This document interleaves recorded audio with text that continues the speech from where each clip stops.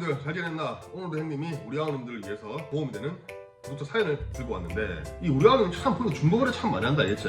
중고거래 할 때 형님이 예전에 말했다시피 가급적이면 직거래를 하고, 그리고 가급적이면 직거래를 한다 하더라도 그런 직거래 당시에 어떤 그런 하자가 없음 또는 이런 하자가 있다는 거, 그런 것들을 반드시 문자나 관련 근거로 남겨두는 게 좋을 것 같다 알겠지?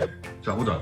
연이라는 아우님이 형님한테 사연을 보냈는데, 그 내용이 형님이 또 맞다시피 중고 직거래다 보니까, 안녕하세요, 제가 최근에 당근마켓에서 에어팟 프로를 올려서 직거래를 했습니다. 그분이 연결되는 것만 확인하시고 가셨어요. 그런데 2시간 후에 갑자기 에어팟 한쪽에 문제가 있다고 하시더라고요. 제가 처음에 해드린다 했는데 지인분들께 물어보니 환불해줄 이유가 없다고 하시더라고요. 그래서 안 될 것 같다고 말씀드렸습니다. 그래서 신랑이 끝에 저를 인사소송 하신다고 하더라고요. 제가 아직 어린 학생이라서 법은 잘 몰라서 어떻게 해야 될지 물어본다고 했는데, 자, 이 아우가 판매자인데 구매자하고 나눈 어떤 그런 대화 내역을 한번 보자. 보니까 뭐라 돼 있냐면, 이 아우가 말한 것처럼 에어프로에 문제가 있다고 이제 구매자 보냈는데, 에어프로 왼쪽 귀 문제 있는 것 같은데 맞나요? 자꾸 지직거려서요. 통화를 할 때 사용하면 귀가 불편할 정도로 지직거려요. 제가 그저께까지 쓸 때 문제 없었는데 환불해 드릴게요. 막 떨어뜨리고 그런 건 아니시죠? 이렇게 당황하면서 우리 판매자가 문자를 보냈다 알겠지?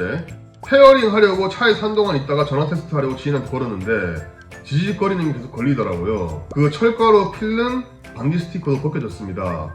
한두 번 열었다 닫혔더니 아예 찢어진다고 해야 되나? 그렇더라고요. 다시 그쪽으로 방문할까요? 자, 이렇게 해서 환불을 한다고 했는데, 우리 아우님이 직거래 알아보다가 주위에 환불해줄 필요가 없다고 해요. 직거래인데 그러는 건 제 잘못은 아닌 것 같아요. 어제 그저께 사용하실 때는 문제가 없고 리퍼기가 남아있을 수 있으면 리퍼 한번 알아보세요 했는데, 리퍼 기간까지 알아봤고요. 택배 거래는 환불을 해주는데 직거래는 환불을 못 해주겠다는 거네요. 오늘 거래를 해서 2시간이나 연락을 드리면 환불을 못 해주겠다는 소리인가요? 16만원이면 굉장히 싼 거 맞죠? 하지만 오늘 잠깐 통화 사용 중에 잡음이 들렸다는 건 하자가 있었다는 거고, 충분히 환불을 받을 수 있다고 보는데 왜 그러냐, 이렇게 또 항의를 또 구매자가 해버렸네.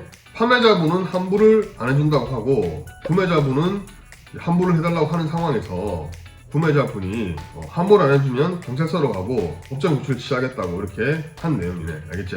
자, 이 사연 같은 경우는 어떤 사연이냐면, 이 사연은 판매자하고 구매자하고 형님이 말한 대로 안전하게 거래를 하기 위해 직거래를 한 상황인데, 직거래 했음에도 불구하고 하자가 발견돼가지고 서로 이제 분쟁이 생긴 상황이다. 알겠지? 자, 그런데 우리 아우들이 많이 궁금한 게 있을 거야. 형님, 직거래 하면 만사가 오케이 아닙니까? 직거래 하는 경우는 하자가 있어도 환불해줄 필요가 없는 거 아닙니까? 이렇게 물어볼 수가 있는데, 직거래 한다 하더라도 직거래 당시에 확인 안 된 하자, 그러니까 직거래 하면서 우리가 자, 이런 하자가 있고요, 저런 하자가 있습니다, 확인했죠? 또는 이렇게 보시면 문제 없습니다, 확인했죠? 라고 해서 그런 부분을 확인을 하고 직거래 하는 거다. 아이가 상식적으로 생각했을 때도 우리가 모든 하자를 다 알고 그러는 건 아니잖아. 판매자 입장에서 내가 모르는 하자가 있을 수 있어, 충분히.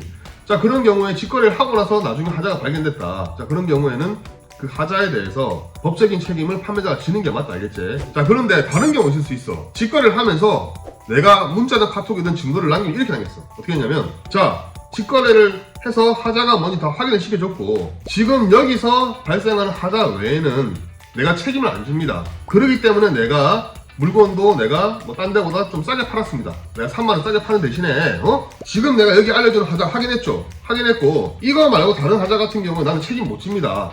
알아서 쓰세요 라고 그렇게 했고, 그런 내용들을 문자나 카톡 남겼다. 자, 그런 경우에는 하자가 추가로 발견된다 하더라도 판매자, 구매자 사이에 추가적으로 발견된 하자에 대해서 법적인 책임을 안 지기로 한 거기 때문에 당연히 하자가 발견된다 하더라도 책임이 없는 거야. 자, 그러면 왜 그러면 자꾸 직거래 하는 경우는 하자가 발견돼도 책임이 없다라고 그렇게 판매자분들이 생각하시냐면, 대부분 형님이 방금 말해왔던 그런 조건들을 서로 간에 암묵적으로 확인을 하고 동의했다라고 서로 생각을 하는 거야. 그런데 형님이 말했다시피 그런 내용, 직거래를 했기 때문에 하자에 책임이 없다는 그런 내용을 서로 간에 정말로 확인을 해서 서로 간에 합의하지 않는 이상에는 직거래 하자 발견된 게 책임을 지는 게 맞다. 알겠지? 자, 그런데 이 판매자와 같은 억울한 부분이 있어. 왜냐하면 자기가 사용할 때까지만 하더라도 아무런 문제가 없어. 그러면 2시간이라는 시간이 지났잖아. 그 2시간 동안 구매자가 떨어뜨렸다든지 구매자가 뭔가 그 2시간 안에 고장될 수도 있잖아. 그런 부분에 대해서는 판매자하고 이미 주장을 해가지고, 내가 물건을 판매했을 때는 없었는데